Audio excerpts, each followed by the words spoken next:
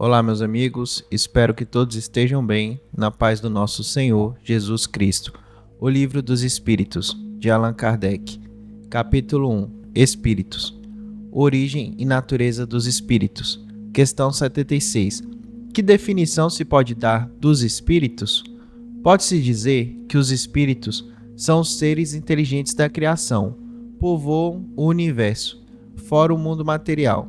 Nota: a palavra espírito é empregada aqui para designar as individualidades dos seres extracorpóreos e não mais o elemento inteligente universal. Allan Kardec.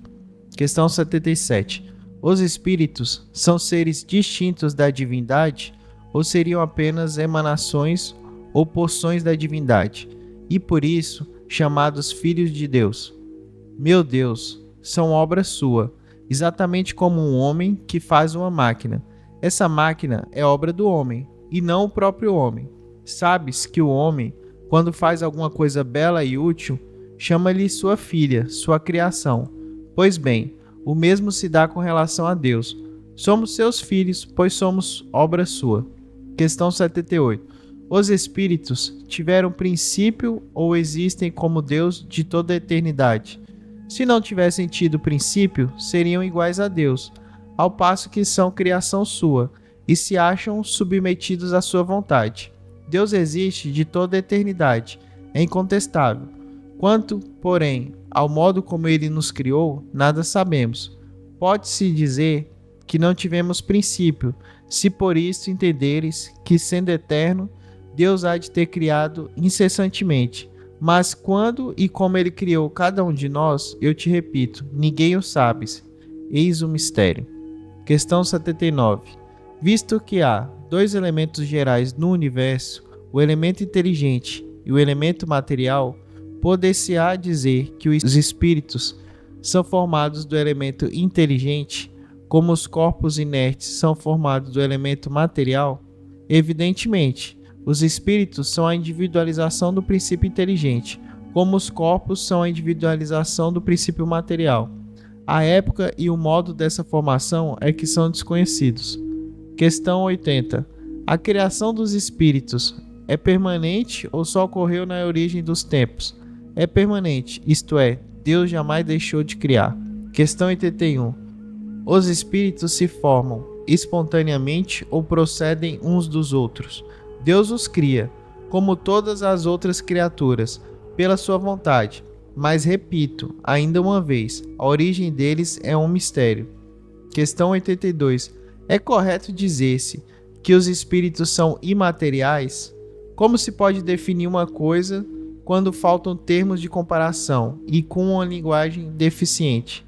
Um cego de nascença pode definir a luz? Imaterial não é bem o termo. Incorpóreo seria mais exato, pois deves compreender que, sendo uma criação, o espírito há de ser alguma coisa. É a matéria quintessenciada, mas sem analogia para vós. É tão etérea que não pode ser percebida pelos vossos sentidos. Dizemos que os espíritos são imateriais porque a sua essência difere de tudo o que conhecemos sob o nome de matéria. Um povo de cegos não teria termos para exprimir a luz e seus efeitos. O cego de nascença julga ter todas as percepções pelo ouvido, pelo olfato, pelo paladar e pelo tato. Não compreende as ideias que lhe seriam dadas pelo sentido que lhe falta. Do mesmo modo, em relação à essência dos seres sobre-humanos, somos verdadeiros cegos. Não os podemos definir, senão por meio de comparações, sempre imperfeitas, ou por um esforço da nossa imaginação. Questão 83. Os espíritos têm fim? Compreende-se que o princípio de onde eles emanam seja eterno, mas o que perguntamos é se suas individualidades têm um termo e se, dado o tempo mais ou menos longo, o elemento de que são formados não se dissemina e volta à massa da qual saiu, como acontece com os corpos imateriais. É difícil compreender que uma coisa teve começo e não possa ter fim. Há muitas coisas que não compreendeis, porque a vossa inteligência é limitada, mas isso não é razão para as repelirdes. A criança não compreende tudo o que o seu pai compreende, nem o ignorante tudo o que compreende o sábio. Dissemos que a existência dos espíritos não tem fim, É tudo quanto podemos dizer por enquanto.